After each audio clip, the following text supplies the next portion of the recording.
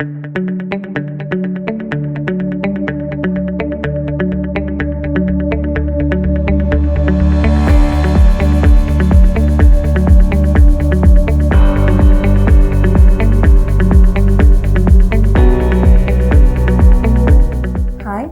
Dr. Maheshwari, fertility consultant from Oasis Fertility, Chennai.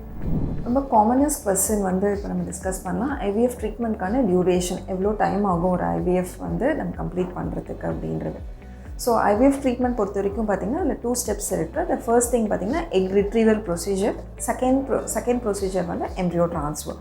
இப்போ இந்த egg retrieval procedure அப்படின்றது பார்த்திங்கன்னா யூஸ்வலி பார்த்திங்கன்னா சைக்கிள்ஸ் வந்ததுக்கப்புறம் ஃப்ரம் டே 2 ஆஃப் சைக்கிள்லேருந்து நம்ம வந்து டெய்லி இன்ஜெக்ஷன்ஸ் கொடுப்போம். இது எதுக்காகனா for the follicle growth. So இது வந்து மினிமம் டியூரேஷன் அப்படின்னு பார்த்திங்கன்னா 10 to 12 days ஆஃப் இன்ஜெக்ஷன்ஸ் வந்து இருக்கும். ஸோ இந்த 12 days ஆஃப் இன்ஜெக்ஷன் சப்போஸ் இருந்தது அப்படின்னா the 14th day வந்து எக் ரிட்ரீவல் ப்ராசஸ் அப்படின்றது நம்ம பண்ண போகிறோம். ஸோ எக் ரிட்ரீவல் பண்ணிட்டோம் அப்படின்னா the first process the egg pickup process வந்து ஓவர் ஆகிடுச்சு. இதுக்கப்புறம் வந்து இந்த எக் ரிட்ரீவலுக்கு அப்புறம் இந்த 5th day வந்து அதில் எம்ப்ரியோஸ் எவ்வளோ ஃபார்ம் ஆகுது அப்படின்றத நம்ம பார்க்க போகிறோம். This is one step. இதுக்கு செகண்ட் ஸ்டெப் அப்படின்றது எம்ப்ரியோ ட்ரான்ஸ்ஃபர். இது வந்து ஒரு பேஷண்ட்டோட பேசிக்காக நம்ம எவால்வேட் பண்ணுறதை வச்சு எதை நம்மளுக்கு ஃப்ரெஷ் ட்ரான்ஸ்ஃபர் பண்ணலாமா, ஃப்ரோசன் ட்ரான்ஸ்ஃபர் பண்ணலாமா அப்படின்றத நம்ம டிசைட் பண்ண போகிறோம். ஸோ இப்போ நம்ம ஃப்ரெஷ் ட்ரான்ஸ்ஃபர் பண்ணுறோம் அப்படின்னு பார்த்திங்கன்னா எக் ரிட்ரீவல் பண்ண 5th டேவே அந்த எம்ப்ரியோஸ் எப்படி வந்திருக்குன்றதை பார்த்து நம்ம ட்ரான்ஸ்ஃபர் பண்ண முடியும். இதுக்கு மீன்வேல் அவங்களோட லைனிங் நார்மலாக இருக்கணும். அந்த நம்ம டியூரிங் அந்த ஸ்டிமுலேஷன்லாம் பண்ணுற போது ஹார்மோனல் டெஸ்டிங்லாம் பண்ணுவோம்.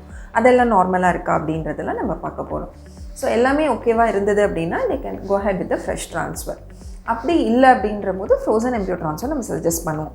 யூஸ்வலி யாருக்கெல்லாம் ஃப்ரோசன் எம்ப்ரியோ ட்ரான்ஸ்ஃபர் சஜஸ்ட் பண்ணுறோம் அப்படின்றது பார்த்திங்கன்னா யூஸ்வலி வந்து ஃபர்ஸ்ட் வந்து பார்த்திங்கன்னா ஸ்டிமுலேஷன் டைம்லேயே நமக்கு ஹார்மோனல் அப்நார்மாலிட்டிஸ் இருக்குது அப்படின்னா டெஃபினெட்லி வந்து நம்ம ஃப்ரெஷ் பண்ண மாட்டோம், ஃப்ரோசன் தான் அட்வைஸ் பண்ணுவோம்.